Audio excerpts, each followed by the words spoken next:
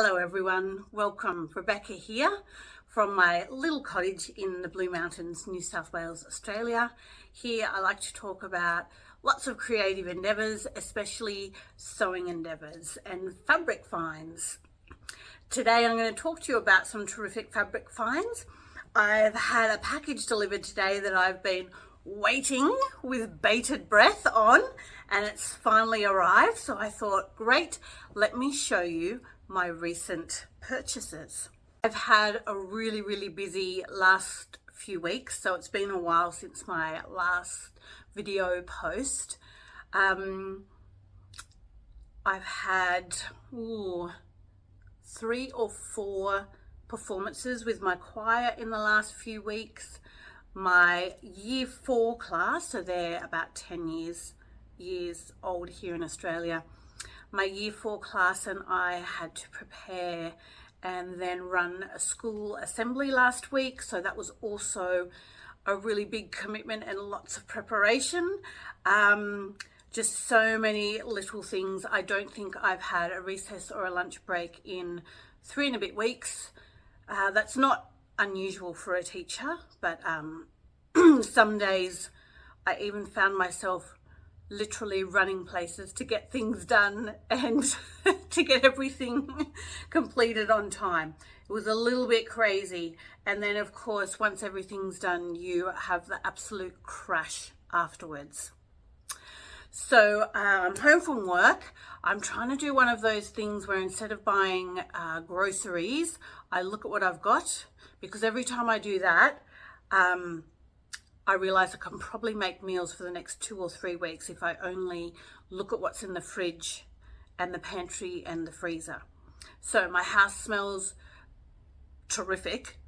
I have just baked some chorizo that were floating around in the fridge and some lovely looking egg tomatoes. So I roasted both of those, the chorizo and the tomatoes, and then I popped them in a pan with some olives, and I had lots of eggs, so I whipped up some eggs, and in with the eggs I put some yogurt, some natural Greek yogurt, because that's what I had in the fridge, and I had some evaporated milk, which I've not used in a frittata before, but I thought let's try it because that's what I had. So I've made myself tomato, chorizo and olive frittata with a little bit of cheese on top. That should be good.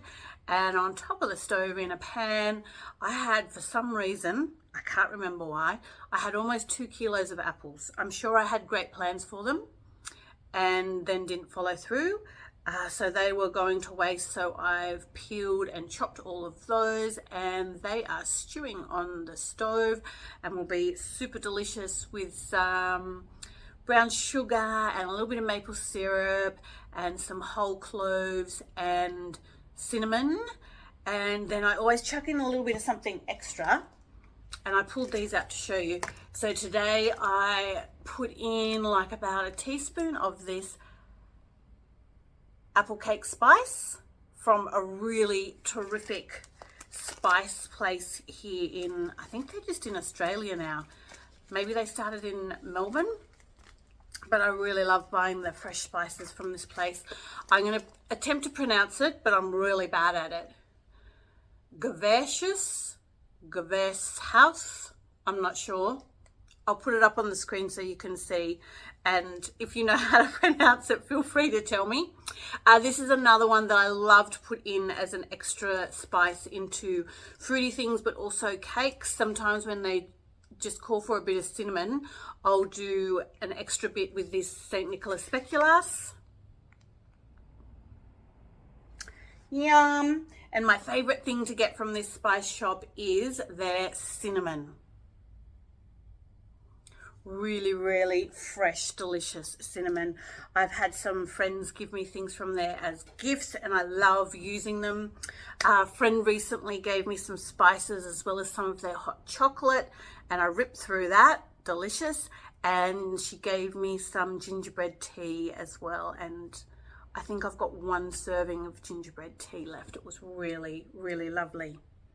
Okay, I'm going to ask you guys for some advice. So going through my pantry and seeing what was there, Lots of bits that I thought, I think I know what I can do with that. But here's a challenge. I found creamed corn and corn kernels, neither of which I eat very often at all. I'm sure I got them for something special, possibly some corn fritters. I no longer remember, and I no longer remember if it was for corn fritters, if I had a specific recipe in mind. So if you know what to do with those tins, or you've got a really delicious corn fritter recipe, please put it in the comments and let me know what I can, how I can put those pantry items to good use. The package that arrived today is my first ever pre-order package of fabric from Doops Design. I'm really excited to open it up. It's right here on a little table in front of me. But before I do that, I thought I'd show you some recent wins from an op shop. Mostly, I don't buy lots of fabric, and I really try and source it from op shops because it's better on the budget and better for the environment. And sometimes it makes you come up with more unusual things that you might not have thought of because you're just using what you have. Again, bit of a theme today. So here's a few fabrics I got from the op shop that I'm really pleased with. This is a blue and white cotton polyester. I think mostly cotton, a little bit of polyester. It's got a really nice weight to it, kind of medium. Yeah, blue and white stripe. So that's a whole doona plus pillowcases, and I'm thinking I'm going to turn that into a jumpsuit. I think I've spoken before about a jumpsuit where I had to widen the hips. I've forgotten the pattern company, and I wasn't sure if it would work. So I'm going to give it a go with the doona cover. I found this fabric. I think it's called a madras, and it's a tablecloth, but it's in really good nick. So love those colors. I originally was going to immediately whip that up into a pair of trousers, but I actually think I like it a bit better for a dress. I'm not sure if it will make a whole dress. I will pop the pattern pieces on and see. So I've already washed all of these fabrics, so they're ready to go. I think my favorite find from this op shop was this really plain blue sheet. It's 100% cotton, which is, I love that fabric. And it just looks like a really nice kind of vintage blue color. And I think I've got a king sheet and 2 pillow slips to do something with. I'm not sure what yet, but I just really love the weight and the feel and the color of this blue.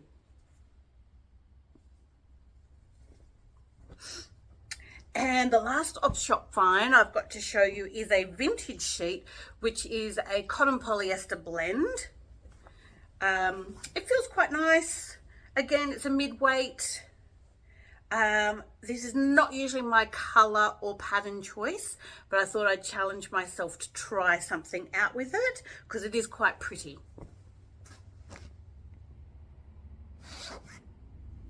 I thought perhaps if I picked up maybe some ribbon or some rickrack in that lovely apple green, it would make the white and the lilac purpley stuff really pop. You're wondering what I'm wearing today. This is Tilly and the Buttons Billy sweatshirt. It's in a size 6. I think I probably should have done the size 7. It fits. I would just like it a little bit roomier. And it's my wear at home super comfy top. Okay, it's going to be a little bit crackly because I'm going to cut into my Doops Design package. It's quite heavy. I ordered this 8 to 10 weeks ago, so I've been waiting for a while.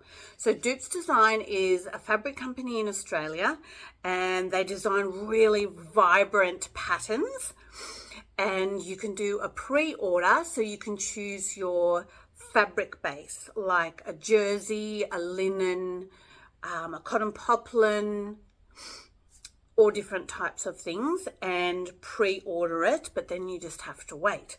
So I had looked at it and loved lots of things and thought, no, it's a little bit too pricey for me. And then a few weeks later, after I'd been lusting over some of the beautiful bright patterns, they actually had a 30% sale. So I thought, okay, I'm going to order a few things, see what the quality is, and 30% is quite a good chunk of a discount.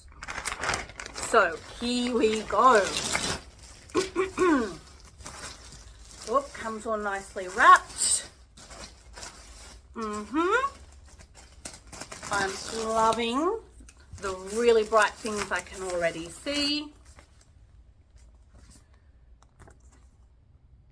Here's my first fabric. This is in a jersey knit.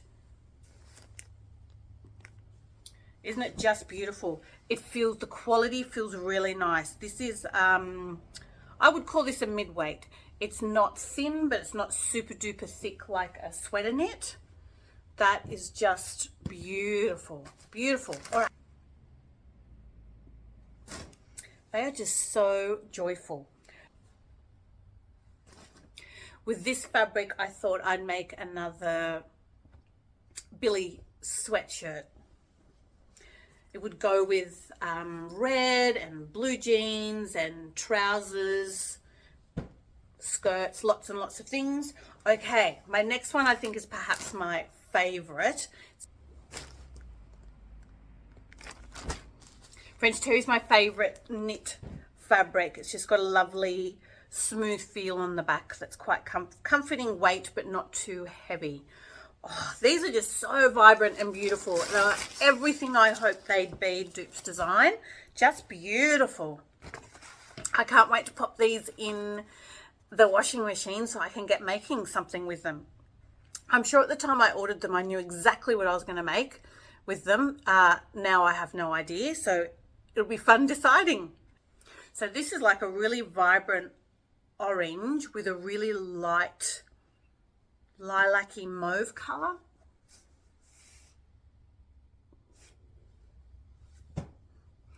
Okay, that's it. That's a lot of fabric because they felt quite heavy. One, because there's two French terries, which is quite chunky, but also because I ordered really large chunks of them. I think because I had in mind to do matching sets, which will be super duper cozy and fun to make and wear. Okay, they are my new fabrics. Some amazing brand new fabric treats that I've been waiting for a while, and some super duper fabric treats from op shops that are equally as amazing and will eventually get made up into some beautiful garments, I'm sure. I hope you are all well, enjoying whatever you are making and making the most of whatever fabric you have on hand. If you want to let me know where you're from or what you're making at the moment or what your favorite fabric is, please feel free to put it in the comments. I do love hearing from you. It was really nice with my last video to have a few people give me some feedback on their favorite recipe books and their tried and true recipes. Some people agreed with me about the Belinda Jeffrey cookbooks. Terrific. All right, take care everyone, and bye for now.